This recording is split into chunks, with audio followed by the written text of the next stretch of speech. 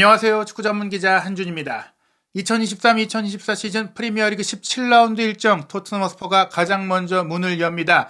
최근 왼쪽 측면 공격수로 다시 위치를 바꾼 손흥민 선수가 상대 풀백의 악몽이 되고 있는데요. 노팅엄 포레스트 역시 풀백 수비에 문제가 있기 때문에 이번 경기 손흥민 선수가 또 한 번 득점과 도움을 모두 올릴 수 있는 가능성이 높게 평가되고 있습니다.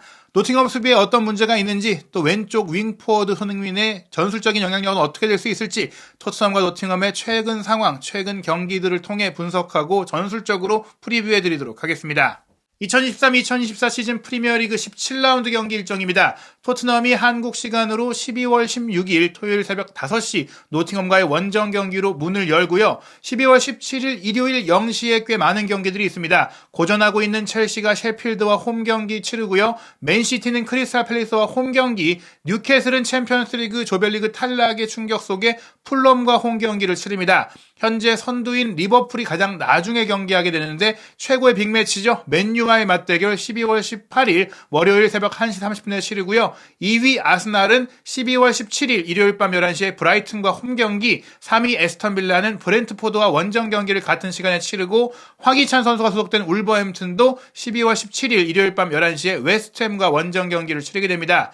토트넘이 가장 먼저 경기를 치르기 때문에 일단은 분위기를 주도할 수 있는데요. 만약 노팅엄을 꺾을 경우 승점 33점으로 현재 4위인 맨시티와 승점 동률이 될 수 있는데, 다만 골득 실차 차이가 크기 때문에 5위를 지키는 것, 이것이 이번 라운드의 중요한 부분이라고 볼 수 있겠습니다. 리버풀이 승점 40점 고지에 오를 수 있을지의 여부는 맨유와 빅매치에 달려있고요. 아스널이 만만치 않은 팀 브라이튼을 상대하고 에스턴 빌라도 브렌트포드가 홈에서는 만만치 않기 때문에 승점을 잃기를 바라면서 토트넘이 아스널, 에스턴 빌라, 맨시티와 승점을 얼만큼 좁힐 수 있느냐가 관건인 라운드가 될 것 같습니다. 토트넘의 상대인 노팅엄은 현재 16위로 강등권을 간신히 벗어나 있습니다. 고전하고 있다는 얘기인데요. 5위인 토트넘이 9승 3무 4패 33득점에 23실점으로 공수 양면에 걸쳐 노팅엄보다 안정되어 있습니다. 노팅엄은 3승 5무 8패인데 그나마 양팀이 최근에 이제 안 좋은 흐름을 끊어냈던 것은 비슷해요. 노팅엄 같은 경우에는 최근에 웨스트햄전 2대3 패배를 시작으로 브라이튼전 2대3 패배, 에버튼전 0대1 패배에 이어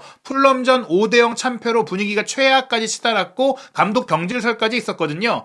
지난 주말에 있었던 울버햄튼과의 경기에서 1대1로 비기면서 연패를 끊어내긴 했지만 이번 토트넘과의 경기에 또 한 번 참패를 당한다면 또 한 번 후퍼 감독의 입지가 흔들릴 수가 있습니다. 이 경기 이후에는 본머스와의 경기로 오히려 토트넘과의 경기보다는 현재 강등권에서 순위 다툼을 벌이고 있는 본머스와의 경기가 좀 더 중요할 수도 있는 노팅엄의 상황이고요.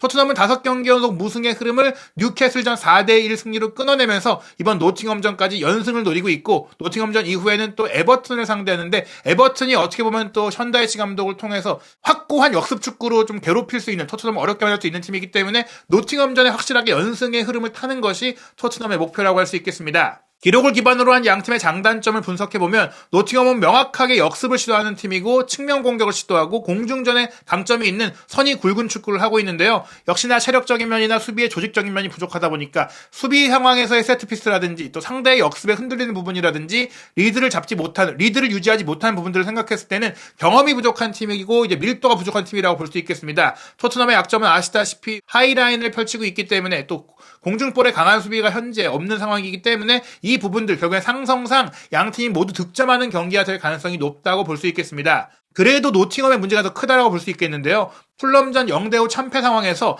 풀백과 센터백의 사이 공간, 풀백의 뒷공간이 너무나 허무하게 뚫리면서 실점하는 장면들이 토트넘이 딱 공략할 수 있는 부분들, 어떻게 보면 손흥민 선수를 측면 공격수로 배치하고 히샬리송을 전방 공격수로 배치한 현재 최근 포스테코글루 감독의 전술상 딱 공략할 수 있는 그런 부분들이 많이 나왔습니다. 사실 풀럼의 라울 히메네스 선수가 전방에서 그렇게 영향력을 많이 보여주지 못하고 있었는데 이 노팅엄과의 경기에서는 상대 센터백과 풀백이 워낙에 조직적으로 거리를 맞추지 못하고 침투 패스에 흔들리다 보니까 라울 히메네스까지 살아났었거든요. 전반 30분에 터졌던 풀럼의 선제골 같은 경우에는 왼쪽 측면에서 윌리안이 공을 접고 크로스를 반대편으로 올릴 때 히메네스 쪽으로 노팅엄 스피스가 딸려 들어갔고 바깥으로 빠져들어가는 또 이워비에 대해서는 풀백이 너무 늦게 짜라 내려오면서 공간을 완전히 빠뜨렸습니다. 이 빠뜨린 공을 이워비가 가볍게 밀어넣었고요. 34분에 나왔던 추가골 같은 경우에는 오른쪽에서 이워비가 공을 끌고 올라오면서 대각선 스루 패스를 안드레아스 페레이라에게 내줬고, 이때도 센터백과 풀백 사이 공간이 완전히 벌어져 있고 불구하고 이 조직적으로 호흡이 전혀 맞지 않았었어요. 공을 받은 안드레스 페레이라 쪽으로 또 두 명의 노팅엄 수비수가 딱 달라붙었는데 그랬을 때는 또 바깥에 뒤에 있다가 어느 순간 배우 라인으로 치고 들어왔던 라울 히메네스를 완전히 놓쳤습니다. 3자의 움직임에 대한 노팅엄 선수들의 파악과 인지력이 굉장히 떨어진다는 것, 수비에서 영리한 선수가 없다는 것이 노팅엄의 문제이고 이런 부분들은 3자의 움직임이 유독 좋고 손흥민 선수가 온더볼도 좋은데 히샬리송도 전투적으로 움직여주는 선수이기 때문에 이렇게 공간을 만들 수 있는 것이 토트넘 공격의 장점이잖아요. 풀럼보다도 더 쉽게 노팅엄의 수비 문제를 조직적으로 흔들어낼 수 있다는 자신감을 볼 수 있는 그런 장면이죠. 히메네스가 골키퍼와의 1대1 상황 가볍게 성공을 했던 장면이고요. 후반전에 4대0을 만들었던 장면도 거의 비슷합니다. 중앙지역의 히메네스 쪽으로 또 모든 수비수들이 시선을 쏠리고 있는 가운데 오른쪽에서 해리 윌슨이 크로스 올렸을 때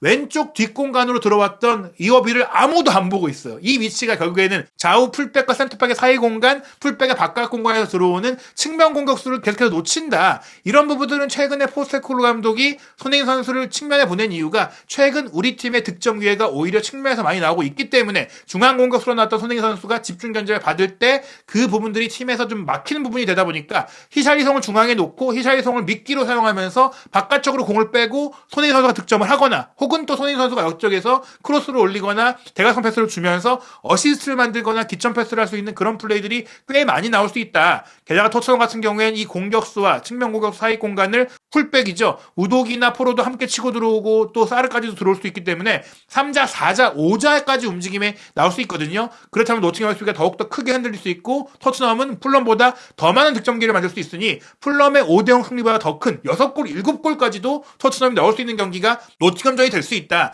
게다가 노팅엄이 홈 경기이기 때문에 내려서는 축구보다는 공격적이고 적극적인 축구를 할 가능성이 크거든요. 그런 많은 점들을 감안한다면 토트넘이 노팅엄과의 경기에 대량 득점을 하고 손흥민 선수가 득점과 도움을 모두 기록할 가능성이 매우 크다고 할 수 있겠습니다. 노팅엄은 울브스와의 지난 주말 16라운드 경기에서도 그런 허점들을 보였는데 다만 강점도 있긴 해요. 크로스에 이은 헤더 공격은 분명히 선굵은 축구, 역습 축구를 하는 노팅엄의 강점인데요.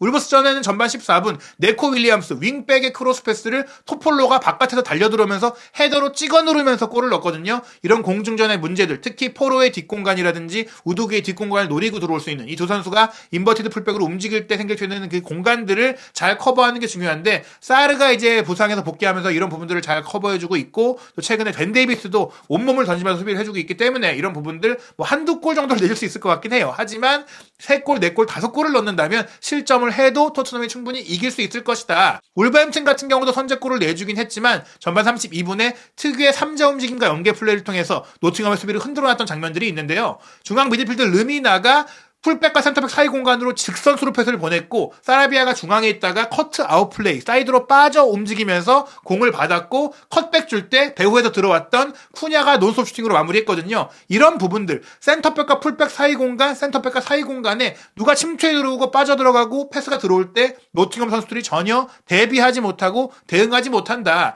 이런 점들은 말씀드린 대로 토트넘이 현재 올 시즌 프리미어리그에서 그 어떤 팀보다 이런 패스 플레이와 움직임을 잘하고 그 어떤 팀보다 많은 공격 숫자를 두고 침투하기 때문에 노팅엄전 토트넘이 대량 득점할 수 있다는 또 하나의 증거가 될 수 있습니다. 노팅엄이 오랫동안 2부 리그, 하부 리그에 떨어져 있었기 때문에 양팀의 프리미어리그에서의 맞대결 전적은 많지 않은데요. 오히려 노팅엄이 조금 앞서고 있어요. 역대 12번의 대결에서는 6승 1무 5패로 노팅엄이 근소 우위인데 하지만 양팀의 최근 6차례 공식 경기 기록을 보면 토트넘이 4승 1무 1패로 앞서고 또 최근 3경기 노팅엄이 프리미어리그에 복귀한 이후의 경기 기록을 보면 2승 1패로 토트넘이 앞섭니다. 다만 지난 시즌 그 한 번의 패배가 카라바오컵 조기 탈락이었죠. 노팅엄 원정에서 0대2로 졌는데 이때 손흥민 선수가 뛸 수 없었던 부분들을 감안한다면 손흥민 선수가 출전할 경기 이번 경기는 토트넘이 충분히 이길 수 있다. 노팅엄 원정에서 이미 지난 시즌 전반기에도 2대0으로 이겼던 경험이 있으니 원정이라고 크게 또 두려워할 필요가 없다라고 볼 수 있겠는데요. 말씀드린 대로 지난 시즌 손흥민 선수가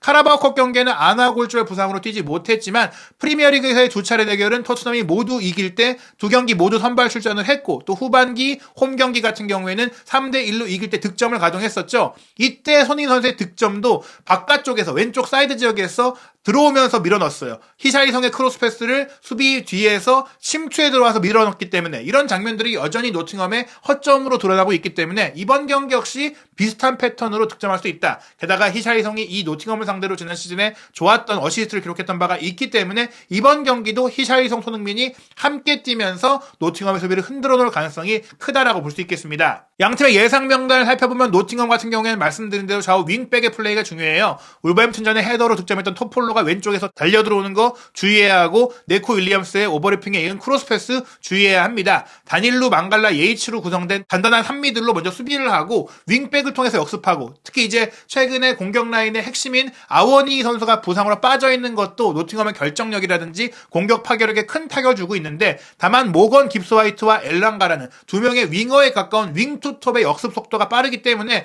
토트넘의 하이라인을 유지할 때 윙백의 크로스, 롱패스, 또 윙투톱의 배후 침투 이런 부분들에 대해서는 좀 신중하게 좀 막아내야 됩니다. 그래서 이런 상황에서는 침투되기 전에 기점 패스를 끊어내는 게 중요하니까 전방 압박이 잘 작동돼야 하는데 사실 경기 내내 아예 상대에게 기회를 안 줄 수는 없거든요. 한두 골은 내주더라도 더 많이 넣어서 승리하자 이런 부분들을 봐야 될 것 같고 노팅엄이 센터백과 풀백 사이에 문제가 생기는 것은 니아카타와 볼리 이 선수들이 뭐 좋은 선수들이긴 하지만 기본적으로 영리한 선수들은 아니잖아요. 윙백의 뒷공간 그리고 쓰리백의 사이 공간이 자꾸 벌어지는 부분들이 있어요. 그런 부분들을 토트넘이 노리기 위해서는 역시나 히샬리송이 중앙에서 상대 센터백 중에 두 명을 좀 끌어들이고 존슨이 토폴로의 뒷공간을 흔들고 손흥민 선수가 니코 윌리엄스의 뒷공간을 흔들고 힘 좋은 쿨루세스키가 상대 3미들 중에 또 두 명 정도로 깔고 들어가주면 비수마가 치고 들어오고 사르가 치고 들어오면 결국엔 이 압박 그물이 헐거워질 수밖에 없거든요. 기본적인 상성상 노팅엄은 토트넘의 공격을 막기가 어렵다라고 보시면 될 것 같습니다. 이런 부분들 때문에 통계 매체인 후스코어드닷컴은 토트넘이 노팅엄 원정에서 3대1로 완승을 거둘 거라고 전망했는데요. 일단 쿠퍼 감독이 풀럼전 0대5 패배 이후 경질 위기에 처했었는데 울브스전 무승부로 간신히 버텨냈지만 이번 경기에서 또 참패를 당한다면 감독이 교체될 가능성이 충분히 제기되고 있어서 심리적인 부담감도 크다고 할 수 있겠습니다. 토트넘은 뉴캐슬전을 통해서 5경기 무승을 끊어냈죠. 부상에서 돌아와서 선발 출전한 히샬리송이 두 골을 넣으면서 자신감을 높였고 또 주장 손흥민 선수가 왼쪽 측면 공격수로 뛰면서 새로운 전술 구조, 새로운 공격 패턴이 나오고 있는 것이 상대의 대응을 좀 어렵게 만들고 있다. 게다가 만약에 노팅엄이 그 점까지 대비해서 전술을 쓴다면 둘이 자리를 또 바꿔버리면 그에 대한 대비가 어려워지는 것. 결국에는 여러 가지 공격 무기를 갖게 된 토트넘이 노팅엄 상대로 대량 득점이 충분히 가능하다고 볼 수 있겠습니다. 토트넘은 현재 고전하고 있는 노팅엄에 비해 또 객관적으로 선수 수준이 훨씬 높기 때문에 이 경기는 이변이 나오기 어렵다라고 전망을 했는데요. 예상한 대로 대량 득점이 나올 경우에는 손흥민 선수의 득점과 도움 가능성이 굉장히 큽니다.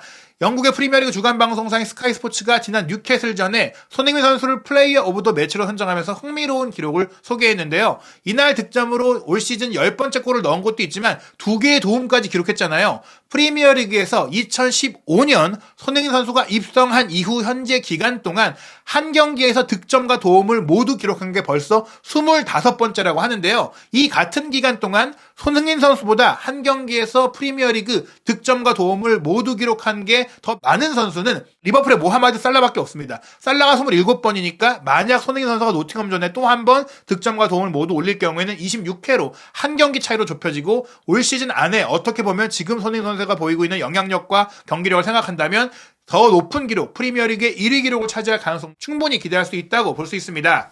세계적인 스포츠 베팅 업체 대부분이 이번 경기 토트넘의 원정 경기지만 확실히 승리할 거라고 예상하고 있습니다. 노팅엄의 승리 평균 배당률은 4.55배, 무승부 4.11배고요. 토트넘의 승리가 1.73배입니다. 원정팀이 한 자릿수의 배당률이 나오고 있는 것은 거의 뭐 큰 점수차, 2골 차이가 나는 전력이라고 볼 수 있거든요. 이럴 경우 핸디캡까지 적용해서 승리에 베팅하는 분들이 많습니다. 손흥민 선수의 멀티 공격 포인트와 토트넘의 대량 득점, 노팅엄의 수비를 화끈하게 흔들어 놓을 수 있는 경기가 될 수 있을지 모든 이야기 한준TV 구독, 좋아요, 알림 설정으로 최신 영상들 놓치지 않으시기 바랍니다.